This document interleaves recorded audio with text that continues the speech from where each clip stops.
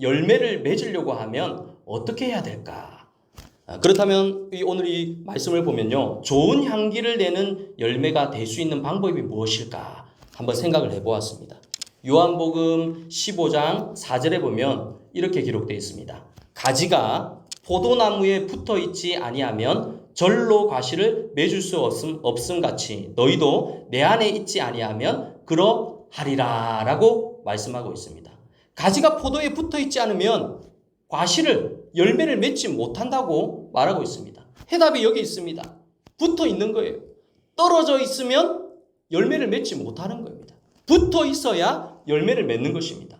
여러분 잘 아는 것처럼 나무와 가지는 이렇게 유기적인 관계를 가지고 떨어져 있으면 말라 죽습니다. 예수님은 포도나무고 우리는 그의 가지라고 합니다. 포도나무 되시는 예수님과 그 관계가 연결되어 있어야 그 진액을 빨아들이고 푸르고 꽃이 피고 열매를 맺는 것이지만 가지가 떨어져 있으면 열매를 맺지 못하는 것입니다. 사랑하는 성도님들, 예배에 붙어 있기를 간절히 바랍니다. 말씀에 붙어 있고 예수님께 붙어 있어야 돼요. 특히 이 코로나 이후에 현대 그리스도인들은 마음이 조금 이런 분들이 많다고 하더라고요. 이 교회에 갔다가 저 교회에 갔다가 정한 마음 없이 옮겨 다니면서 뿌리를 내리려고 하다가 또 다른 교회에 옮기고 이렇게 하면서 신앙생활 하는 분들이 꽤나 많이 늘어났다고 합니다. 온전히 접붙여지지 못하는 거예요. 여러분 신앙도 믿음도 습관입니다. 이게 습관이 되지 않으면 어떤 일이 일어납니까? 조금만 위기가 오고 어려움이 오면 흔들어지고 꺾어지는 것이 우리의 신앙생활이 되는 것입니다.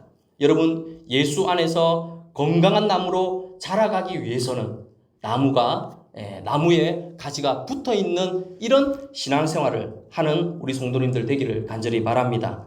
코로나 시대를 가만히 제가 한번 둘러봤습니다. 또 저희 또 같이 목회하시는 분들하고 얘기를 한번 나눈 적이 있습니다. 요즘에 예수 믿는 사람들이 인터넷으로 신앙 쇼핑을 한답니다. 신앙 쇼핑. 이 용어가 참 이상하죠. 신앙 쇼핑을 하는 사람들이 많이 있다고 합니다. 오늘은 이 목사님, 내일은 저 목사님. 마치 인터넷으로 물건을 사듯이 인터넷 쇼핑을 한다는 거예요. 내 입맛에 맞는 말씀을 찾아서 여기 붙었다가 저기 붙었다가 우리 대구 시내에도 가나안 성도 전에 한번 말씀드렸죠. 가나안 성도. 거꾸로 하면 뭐라고요? 안 나가 성도. 교회를 정하지 못하고 신앙생활을 하는 사람들이 많이 늘어나고 있습니다. 이 건강한 신앙생활을 할 수 없습니다.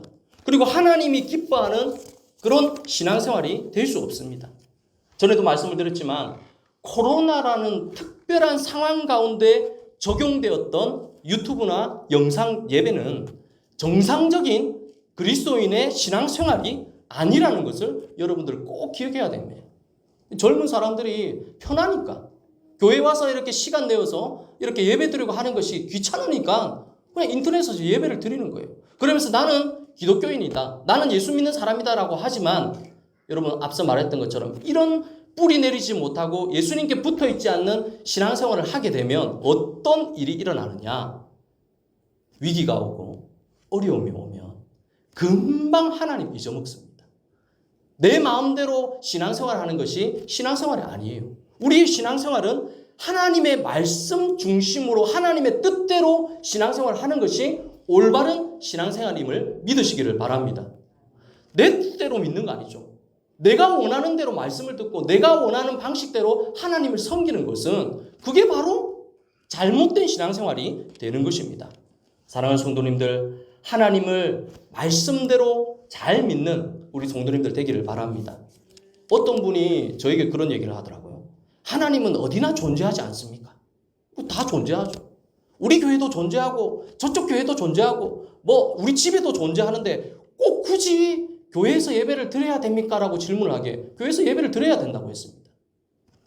왜냐하면 그 말 자체가 얼마나 틀린 말인지를 모르는 거예요. 예수 믿는 게 내 마음대로 내 뜻대로 믿을 것 같으면 하나님의 말씀대로 순종하며 살 이유가 없습니다. 이렇게 예배당에 모여서 하나님 앞에 드릴 이유가 없는 거예요. 우리가 드리는 이 예배는 하나님의 말씀에 맞추어서 순종하며 드리는 복된 예배라는 것을 여러분들 꼭 믿으시기를 간절히 바랍니다. 그렇잖아요. 내 뜻대로 믿을 것 같아요. 여러분 광야 40년의 그 광야 생활을 한번 생각해 보세요. 이스라엘 백성들이 하나님께서 원하는 그 광야의 기간을 거쳐서 가나안이라는 곳에 가야 됩니다. 하나님은 오늘은 멈춰. 오늘은 장막을 걷고 가야 돼. 이쪽으로 가야 돼. 저쪽으로 가야 돼. 이스라엘 백성들이 뭐라고 했습니까? 귀찮습니다. 나는 안 가겠습니다. 힘듭니다. 애굽으로 돌아가겠습니다. 하나님은 절로 가라고 하지만 저는 저기가 무섭습니다. 나는 이쪽으로 가겠습니다. 밤에 멈추라고 했는데 하나님 나는 힘이 있으니까 걸어가겠습니다. 내 뜻대로 내 생각대로 신앙생활 하면 여러분 가나안 땅에 갈 수 있습니까? 없습니까? 못 가죠. 오늘날 이 시대에 내 마음대로 믿는 그리스도인들이 너무너무 많이 늘어나고 있는 거예요. 어쩌면 오늘 예배를 드리면서도 내 마음대로 신앙생활 하고 싶어하는 마음이 우리의 이 본성의 마음 가운데 너무 가득 차는 거예요. 그래서 어떨 때는 굳이 젊은 사람들은 굳이 주일날 예배 드릴 필요가 있냐고. 예배 시간을 바꾸자고. 토요일로 바꾸고 주일날은 왜 시간을 바꾸자고 이렇게 얘기를 물어봤더니 뭐라고 합니까? 주일날은 놀러 가려고. 뭐예요? 내 믿기 편한 방식으로 신앙생활하면 결국에는요 가나안 땅에 갈 수가 없는 것입니다. 사랑하는 성도님들, 열매 맺는 것은요 결국 우리의 최종 열매는 무엇입니까? 천국이에요. 천국. 저도 제가 신앙생활하면서 천국이라는 목적지가 없으면요 당장이라도 내 마음대로 내 뜻대로 살아갈 수밖에 없는 그런 삶인 겁니다. 사랑하는 성도님들, 열매 맺는 성도가 되는 것 다른 방법 없습니다. 여러분들이 하나님 앞에 말씀에 순종하고 하나님의 뜻대로 신앙생활 하는 것이 열매 맺는 비결임을 믿으시기를 바랍니다. 하나님 앞에 드리는 예배는요 나의 편안과 나의 욕망과 나의 원함으로 나의 바라는 것으로 드려지는 것이 아닙니다.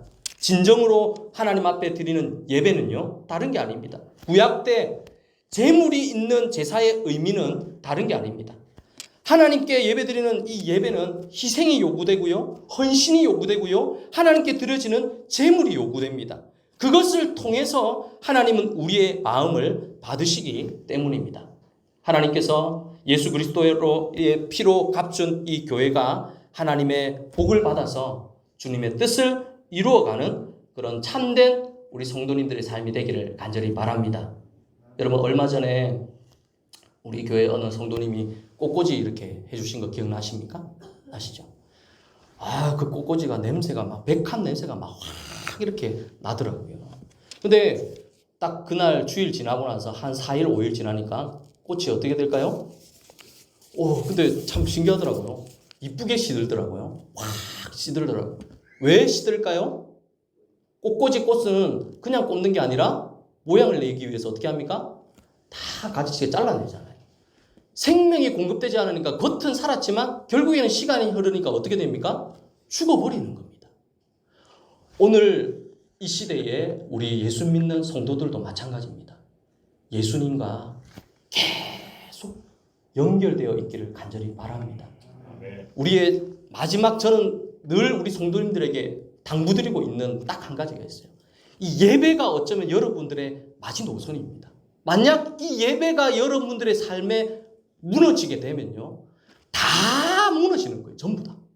그래서 하나님 앞에 드리는 이 예배를 늘 여러분들이 연결되어서 하나님의 참 열매를 맺는 우리 성도님들 다 되기를 예수님 이름으로 축원합니다. 아멘. 오늘 주신 약속의 말씀을 가지고 우리 잠깐 1, 2분 정도 기도하기를 원합니다. 예수님을 알고 생명에 이르고 열매 맺는 좋은 향기가 저와 우리 성도님들 될 수 있도록 주님 도와달라고 이 시간 한 1분 정도만 함께 우리 기도하며 나아가도록 하겠습니다. 살아계신 아버지 하나님 은혜와 사랑을 감사를 드립니다. 하나님 오늘